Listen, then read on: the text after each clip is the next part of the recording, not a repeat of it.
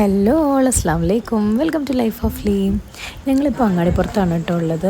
അങ്ങനെ എൻ്റെ German ലാംഗ്വേജിൻ്റെ A1 level exam എഴുതാൻ വേണ്ടിയിട്ട് ഞങ്ങൾ പോവുകയാണ്. എനിക്ക് തിരുവനന്തപുരത്താട്ടോ സെൻറ്റർ കിട്ടിയത്. ട്രെയിൻ വന്നു ഗൈസ്. അപ്പോൾ രാജറാണി എക്സ്പ്രസ് 10:15 അങ്ങാടിപ്പുറത്ത് നിന്ന് എടുക്കും. ഇത് രാവിലെ പുലർച്ചെ 5:30 കൊച്ചുവേളി തിരുവനന്തപുരത്തെത്തും. അങ്ങനെയാണ് ടൈമിങ്. കുട്ടികളൊക്കെ ഇങ്ങനെ ട്രെയിനിലൊക്കെ കയറി എക്സൈറ്റ്മെൻറ്റിലൊക്കെയാണ്. ഇതിപ്പം അമ്മയ്ക്ക് മരണവേദന, മകൾക്ക് വീണവേദന എന്ന് പറഞ്ഞ പോലെ അവർ ഫുള്ള് ഹാപ്പിയിലാണ്. ഫുഡ് കഴിക്കണോ, തണുത്തിട്ട് പുതപ്പൊക്കെ പുതച്ച് നല്ല സുഖിച്ചിരിക്കും. ഫുഡൊക്കെ നേരത്തെ കഴിച്ചുകൊണ്ട് ഇനി നെക്സ്റ്റ് പരിപാടി ഉറക്കമാണ്. തിരുവനന്തപുരത്തേക്ക് പോകുന്നവർക്ക് ഈ ട്രെയിൻ നല്ലൊരു ഓപ്ഷനാണ് കേട്ടോ. ഞങ്ങളൊരു 4:45-5 മണിയായപ്പോഴേക്കും കൊച്ചുവേളി എത്തി. പിന്നെ അവിടുന്ന് ഒരു റെയിൽവേ സ്റ്റേഷനിൽ ഒരു പെയ്ഡ് റെസ്റ്റ് റൂമിൽ നിന്ന് ഡ്രസ്സൊക്കെ ചേഞ്ച് ചെയ്ത് ഒരു ഊബർ വിളിച്ച് നേരെ എക്സാം സെൻറ്ററിൽ പോയി. നമുക്ക് 7:30-ക്കാണ് അവിടെ റിപ്പോർട്ടിംഗ് ടൈം പറഞ്ഞിട്ടുണ്ടായിരുന്നത്. അങ്ങനെ റെയിൽവേ സ്റ്റേഷനിൽ ഒരു കാൽച്ചായം കുടിച്ചിരുന്നപ്പോഴത്തേന് ഞങ്ങൾ ഊബർ എത്തി.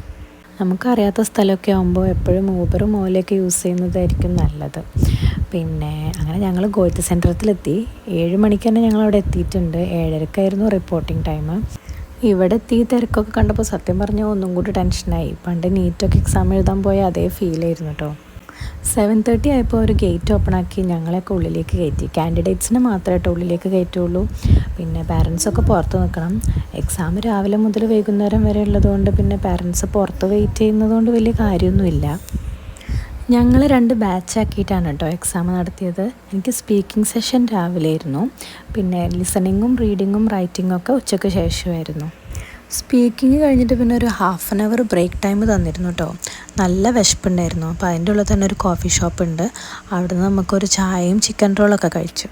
ഇവിടുന്ന് എനിക്ക് ഒരുപാട് ഫ്രണ്ട്സിനൊക്കെ കിട്ടി കേട്ടോ. അങ്ങനെ എക്സാമൊക്കെ കഴിഞ്ഞ് ഞാൻ ഊബറിൽ നേരെ ഒരു ഓട്ടോയും വിളിച്ച് എല്ലാവരും നിൽക്കണ ഹോട്ടലിൽ പോയി. ഞങ്ങൾ ഗ്രാൻഡ് ചൈത്രത്തിലാണ് കേട്ടോ റൂം എടുത്തത്. ഇവിടെ റൂം എടുക്കാനുള്ള മെയിൻ കാരണം എന്താണെന്ന് വെച്ചാൽ ഇതിൻ്റെ നേരെ ഓപ്പോസിറ്റാണ് Thiruvananthapuram central railway station.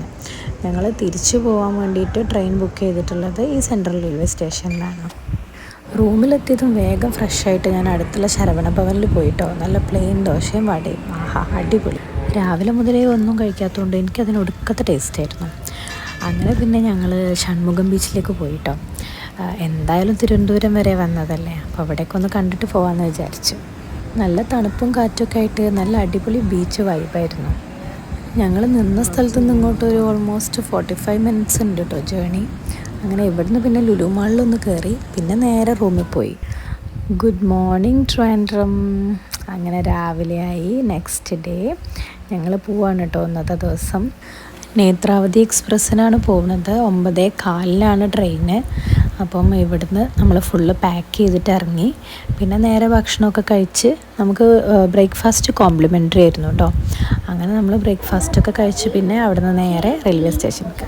Just ഒന്ന് റോഡ് ക്രോസ് ചെയ്യാനേ ഉള്ളൂ. അതുകൊണ്ട് പിന്നെ നേരത്തെ ഇറങ്ങേണ്ട ആവശ്യമൊന്നും ഉണ്ടായിരുന്നില്ല. ഞങ്ങൾ തിരൂർക്കാട്ടോ ടിക്കറ്റ് എടുത്തത്.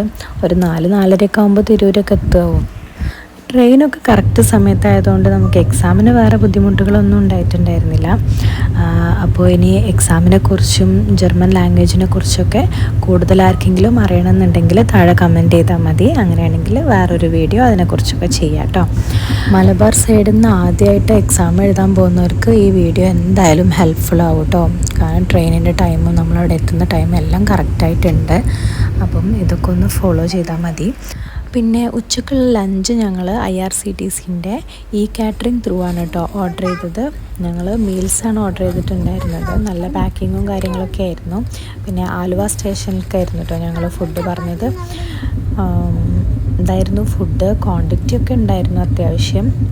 ക്വാളിറ്റിയും കുഴപ്പമൊന്നുമില്ല. എക്സാമിൻ്റെ റിസൾട്ട് വരാൻ 20 to 25 വർക്കിംഗ് ഡേയ്സ് എടുക്കുമെന്നാണ് പറഞ്ഞത്. അപ്പോൾ ഓക്കെ ഗൈസ്, ഇനി മറ്റൊരു വീഡിയോയിൽ കാണാം. ബൈ.